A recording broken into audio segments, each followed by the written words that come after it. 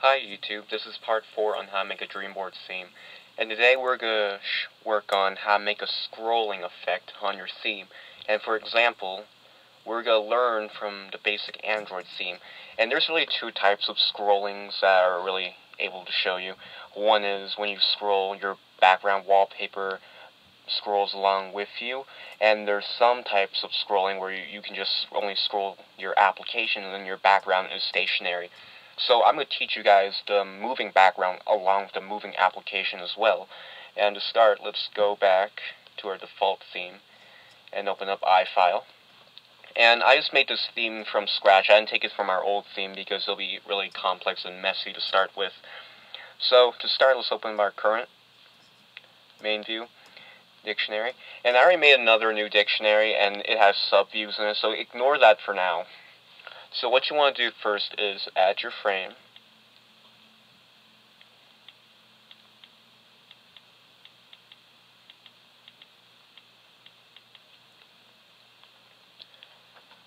Next, you want something called a content type.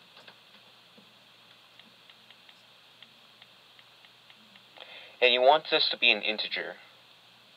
Now what content height is, it tells the theme how tall your theme is, whether you're scrolling up vertically or if you're scrolling horizontally. In this case, I'm going to teach you guys how to do your theme horizontally, excuse me. So for our content height will be 480.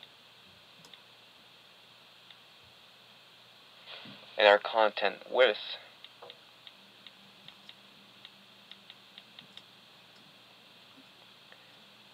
will be 960, and the reason why I chose 960 is because I want 3 pages in my theme. Next, you want your content offset.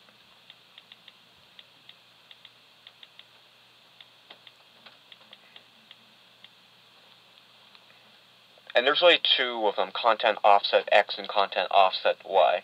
Now what content offset is, it tells your theme where it wants to offset. Like, for example, the Android theme, when you, like the very first time when you open the theme up, it'll show you your middle page. And if you scroll to your left, you'll have your Facebook widget, and if you scroll to your right, you'll have more applications. What content offset is, it forces it to be starting, when you launch your theme, it'll start at the middle page. And our content offset will be a certain number of pixels from the left, and we want it to be in perfect pages, so we want our to be at 320 pixels.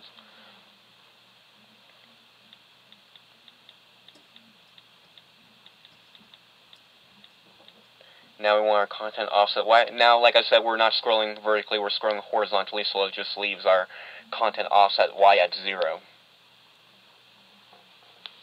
Next, these two are optional if you guys want them. It's just horizontal scrolling bars.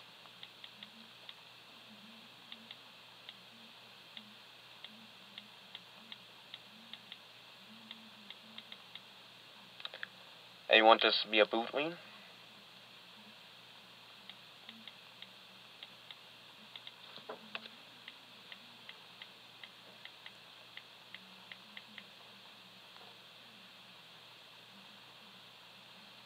Not integer boolean.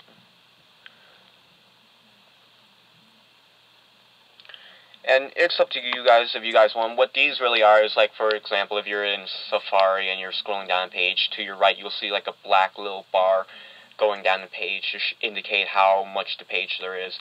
I like to keep these off because I don't like to have scrolling bars in my theme. Next, you want your view type. And we have a new view type this time. It's called scroll view. It tells the theme that we're scrolling. Now remember at the beginning of the theme I told you we have something called a subview. So what subviews are it's like a special folder inside your scroll type view, and it holds all of your applications that I'll be scrolling along your page. Now for the sake of example, I've made 3 applications and a wallpaper. Like, I made a Cydia application that's in the middle page. The action, the frame, and the images and view types are all the same, but what's different about the frame is, instead of being a certain number from the left of a basic frame, which is 0 by 0 by 320 by 480, For the X, I add 350 because I wanted to be an extra 350 or an extra 320 away, and my default spacing from the left was originally 30 pixels. So 30 plus 320 equals 350. If you guys understand it, I know it's confusing. I also add the starting DreamBoard application. So this would be your starting, or no, not your starting page, your page on the left. And this shows you your DreamBoard application, basic stuff that you guys should already know if you watch my previous videos.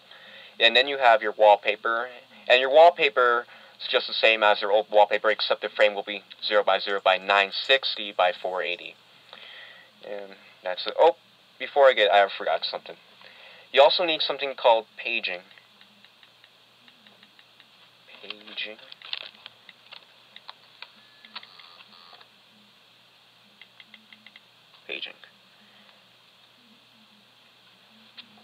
And what paging is, it gives you the option if you want your slides to have a scrolling bounce effect. If you turn paging off, it's fine. It won't affect it. You'll have smooth scrolling. But if you want paging on, which I do, it'll separate your pages into separate blocks, like how Apple defaults DreamBoard acts. So if we close it out, delete our percentage backup one, open up DreamBoard, click on our theme, you can see that we are on our middle page, which is 320 pixels away from our left out of our 960. If we scroll to our left, we have another page, which would be our default 0 by 0 by 320 by 460. And you can see that our wallpaper is moving along with us at the same time, and our applications are also moving, and we can click on it. Now, if you guys are doing this theme alongside me, or making it at the same time you guys are watching this video, you might be wondering, why is there a black space at the very end if you pull away, but there isn't one on the Android theme? And the reason why is, originally we made our wallpaper to be 960 only. So it only gives us 960, and it doesn't give us our extra bouncing effect. And to be honest, it takes some fiddling around with your theme to get the bouncing effect and the black shadow to go away. And the good ratio I found was, in our subviews and our wallpaper, is approximately 1200 by -200. And it's not going to look pretty, depending what type of wallpaper, because it'll really stretch out your wallpaper a lot. But it will take the black part away of your theme. Some parts of it. See, I still have some over here.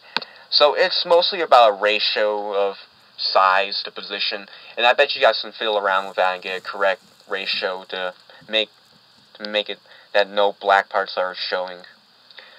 So that's pretty much it on how to make a scrolling effect on DreamBoard theme.